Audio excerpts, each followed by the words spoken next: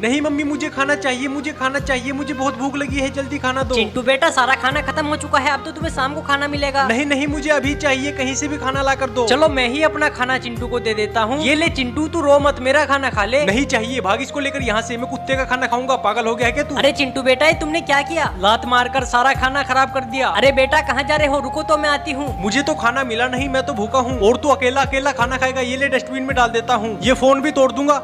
जरा बताओ मेरा मोबाइल तुम दोनों में से किसने तोड़ा? ये तो चिंटू ने तोड़ा है। अरे यार अब क्या करूं? मम्मी इस टॉमी ने तुम्हारा फोन तोड़ा है। नहीं मम्मी कसम से झूठ बोल रहा है। टॉमी तूने मेरा इतना महंगा फोन तोड़ दिया, तेरी सजा ये है, तुझे आज का खाना नहीं मिलेगा। ये चिंटू बहुत चालू है, इसने खुद फोन तोड़कर मुझे फंसा दिया। प्लीज मेरे लिए लाइक का बटन जरूर दबा देना।